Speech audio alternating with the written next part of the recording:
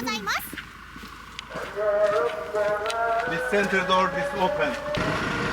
気球ツアーは早朝4時半に出発です。ホテル経由でツアーを申し込みましたが、ホテルの送迎や簡単な朝食、保険などを含んで320ユーロでした。カッパドキアの気球ツアーはトルコ民間航空局の規制の下で認可を受けたパイロットと整備された機材を使って運航されています。多い年で年間70万人以上の人が参加したとの記録もあり、非常に人気の高いツアーです。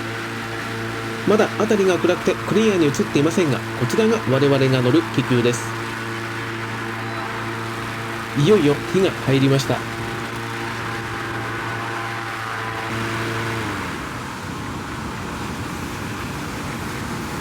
気球の部分が持ち上がってきました。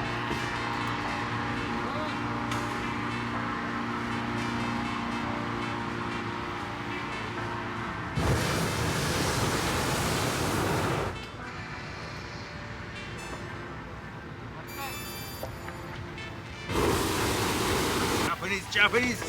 He's coming. Come. He's waiting here. Yeah. これから乗り込んでいきます。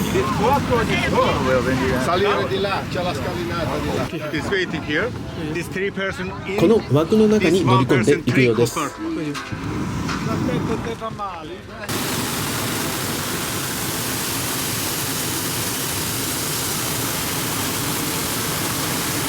なかなかいい感じです。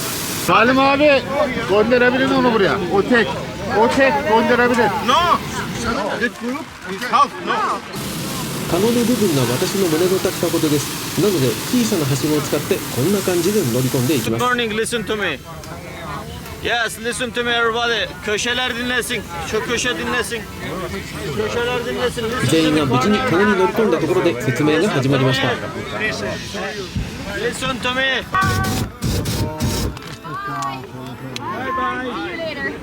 さあいよいよ出発です。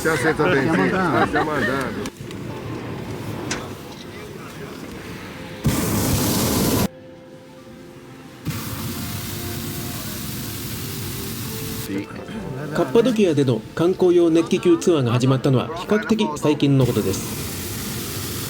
1991年にプロのバルーン競技イベントが開催され、その後初の商業的な熱気球会社が設立されて定期的なツアー飛行がスタートしたようです。その後観光需要の増加に伴い2000年代以降多くの会社が参入し、現在はこの地域の象徴的なアクティビティとして定着いたしました。ウェディングフォトみたいです。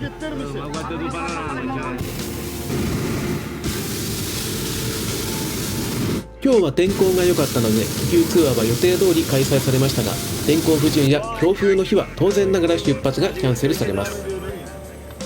残念ながら過去には事故例などもあったこともあり、安全には十分に配慮されているということです。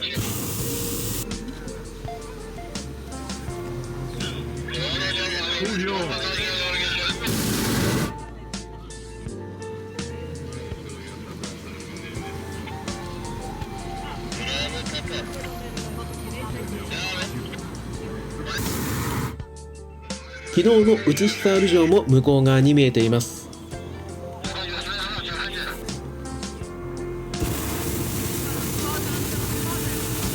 約1時間の気球による空中遊覧も間もなく終わりです。高度も随分と下がってきました。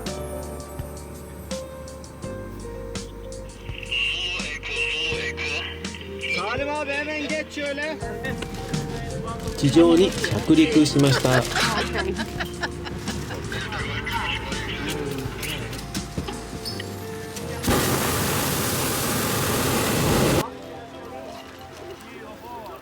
カゴから出るのも一苦労です。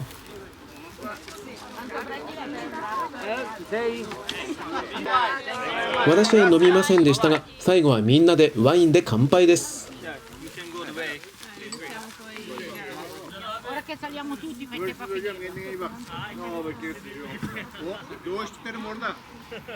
Barıştık onlarla, sarıştık. Geldiler, kucakladılar. Tenha da kızdı.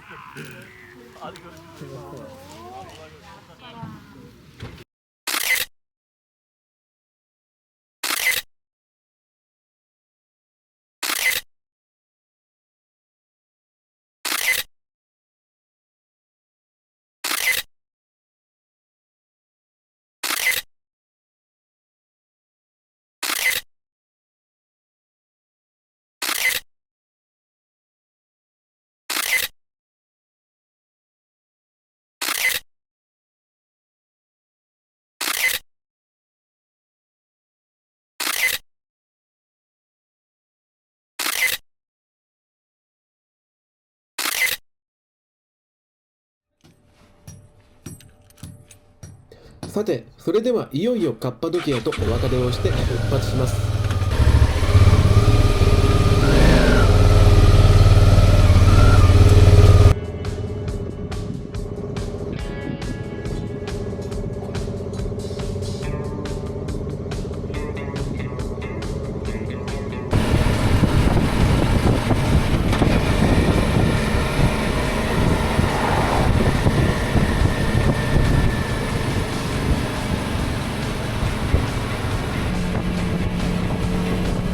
左側、眺めが良さそうなのでちょっと寄り道をしていきます。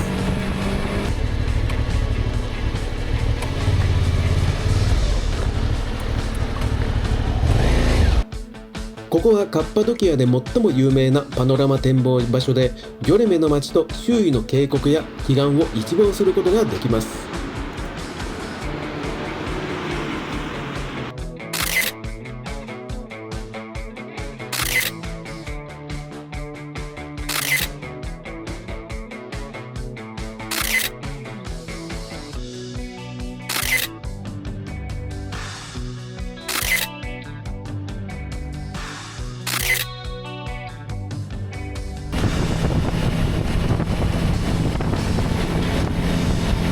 これから向かうのはウフラガ渓谷です。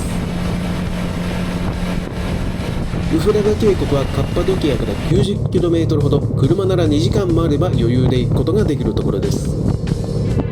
このウフラガ渓谷はエピソード3でご紹介したスルタンハヌ・ケルバンサレユで出会った川崎のバイク乗りの方に紹介していただいた場所です。迫力のある景色が楽しめるようなのでとても楽しみです。Google のナビを使っていますが、またすごい道に入ってきました。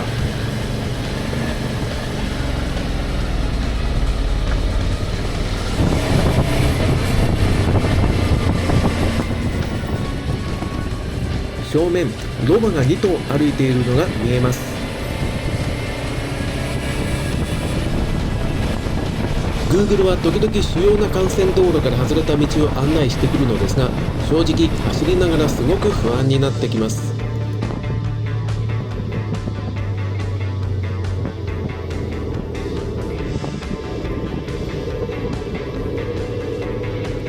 Google だとここをまっすぐ走るようになっているんですが、正面の道は塞がっていて進めそうにありません。一旦右に曲がって他の道を探してみることにしますが、余計に道に迷ってしまいそうです。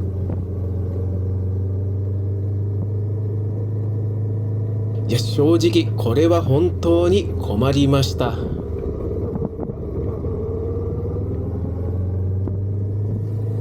もう一度右に曲がってさっきのメイン道路に戻ることにします。こんなところで道に迷うとはちょっと最悪です。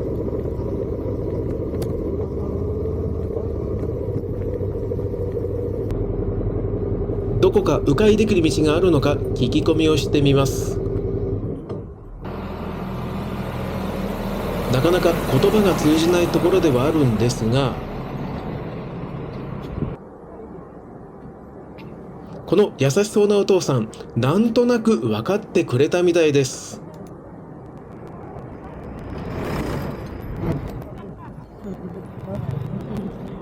なんとこのお父さん、車で道を案内してくれるということになりました。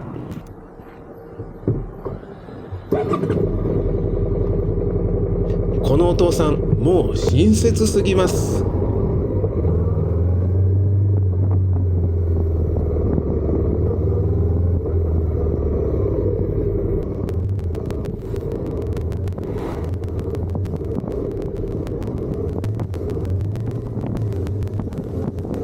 この迂回ルートはさすがに分かりません。この超親切なお父さんの助けがなかったら絶対に先に進めずに右往左往していました。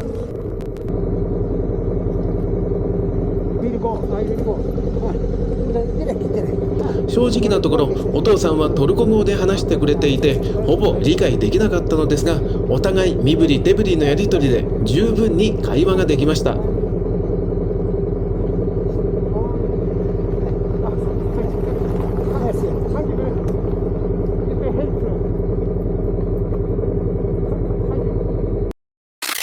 父さんの笑顔、最高すぎました。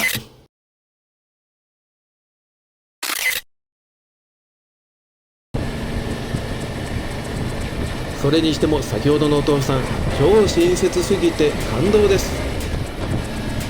素敵なお父さんとの出会い、今回のツーリング中で最高の出会いになりました。これから向かうウフララ渓谷について簡単にご紹介しておきましょう。ウフララ渓谷はカッパドキア地方の南側にある大規模な渓谷です。その自然豊かな渓谷には古代から中世にかけて修道士やキリスト教徒が洞窟や教会を岩に掘って生活礼拝した後も残る歴史的な場所となっています。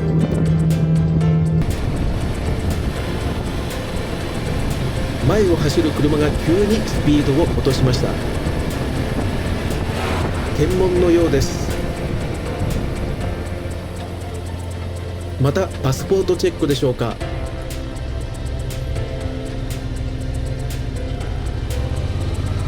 バイクはどうやら通過して良さそうです。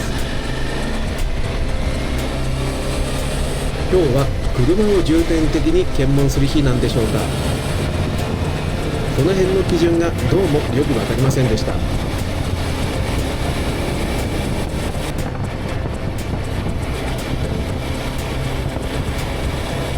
それにしてもこの一本道の風景、なかなかいいです。渋滞もなくひたすらまっすぐに続く道、最高です。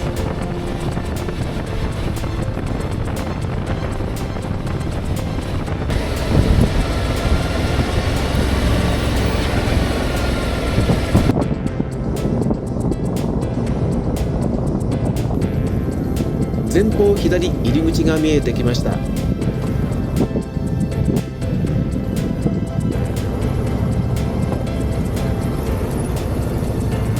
他にもライダーがいるようです。無事に到着しました。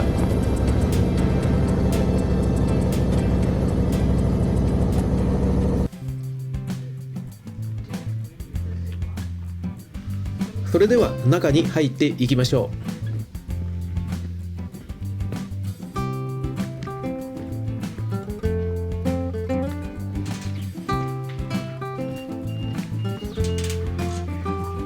入場料は15ユーロでした。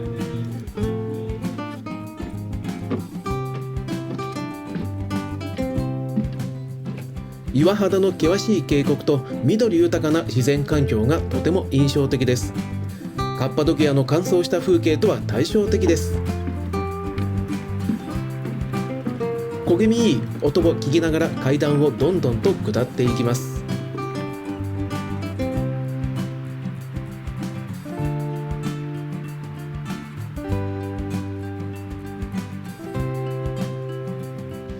まず最初に訪れた洞窟教会はアーガチャルトゥ教会です。9世紀から11世紀のビザンチン時代に建造され、岩を掘って作られた典型的なカッパドキアの洞窟教会建築です。この教会の特徴は内部の鮮やかなフレスコ画です。これらのフレスコ画は当時の修道士や信徒たちにとって聖書の物語を視覚で伝える役割を果たしていました。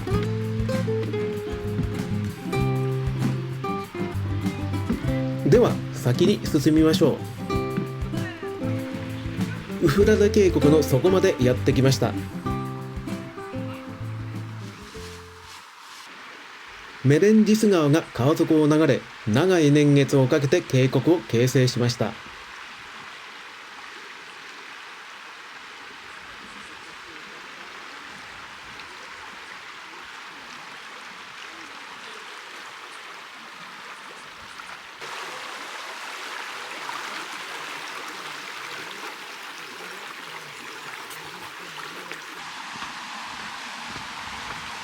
渓谷の両岸には100を超える岩窟教会、礼拝所、修道院跡があります。今日は全て立ち寄ることはできませんが、いくつか回っていきたいと思います。それにしてもメレンディス川のせせらぎの音がとても心地よいです。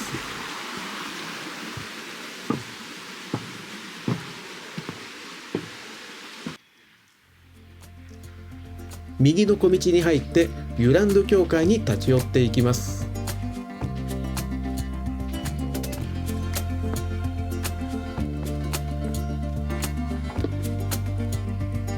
ユランド教会は英語表記だと The Church with Snakes 蛇の教会となります。ユランド教会の最大の特徴は内部のフレスコ画にあります。特に有名なのは罪人を罰する蛇の壁画です。盗みや不道徳など罪を犯した女性が地獄で蛇に体を噛まれている場面が描かれています。ところでここは歴史的文化的に貴重な遺産だと思うのですが、結構落書きとかあります。ガラスで覆うとか何らかの形で保存をした方がいいような気がしました。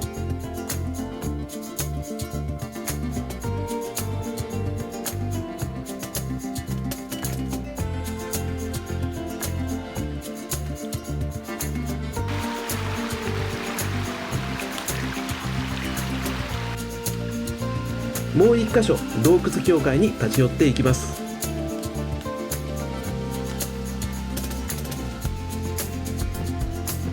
それにしてもこんな平易な階段なのに息がすっかり上がってしまいます。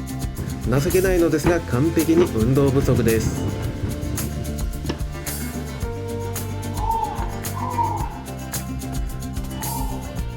息を切らせながらようやく到着です。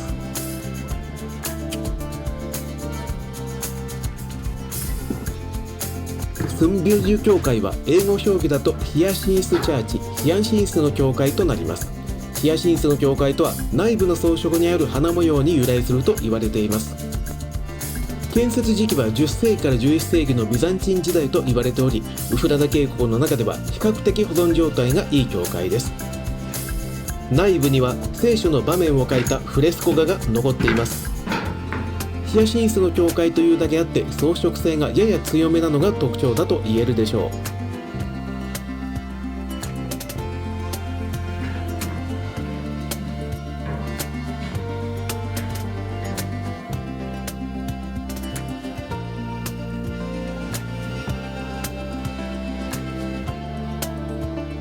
う。ウフラダ渓谷は4世紀から13世紀にかけてビザンチン帝国時代の修道士たちの重要な隠遁地でした。特にアラブ勢力の侵攻が続いた7世紀から10世紀には安全な宗教拠点として発展しました。しかし11世紀以降のセルジュク朝の支配拡大に伴い修道運動の中心はアトス山に移っていきます。その結果ウフラダやギョルメのような岩窟修道地は徐々に衰退していくことになります。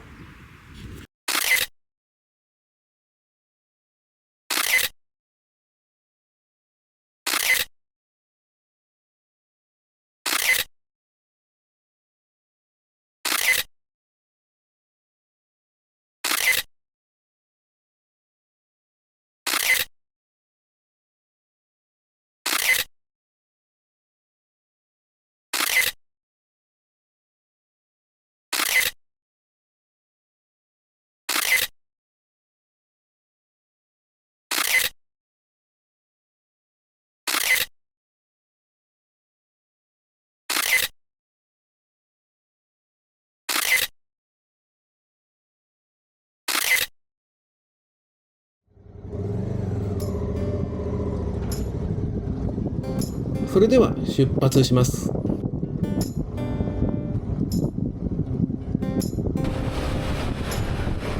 本当はもう一箇所寄っていこうと思っていたのですが時間オーバーです。今日はこのままホテルに向かいたいと思います。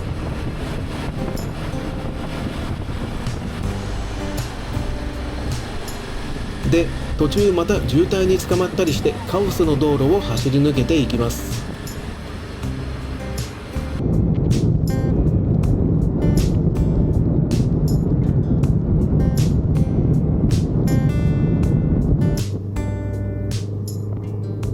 今日も実にいろいろなことがありました。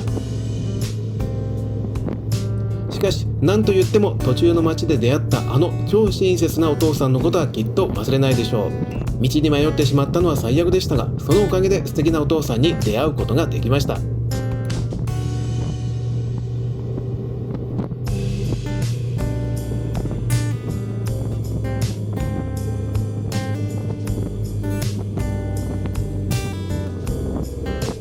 右前方にホテルが見えてきました。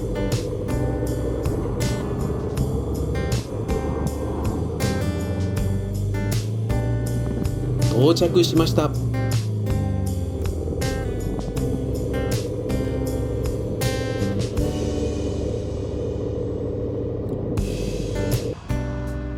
こちらが本日宿泊するホテルです。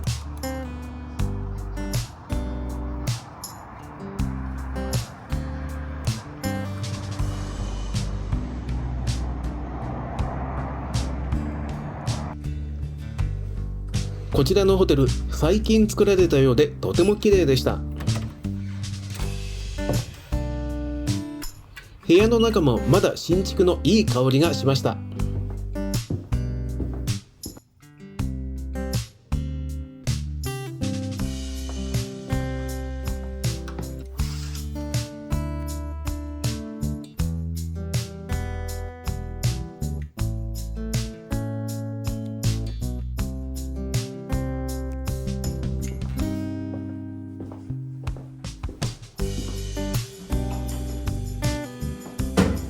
夕食は高速道路に併設されているレストランで済ませます。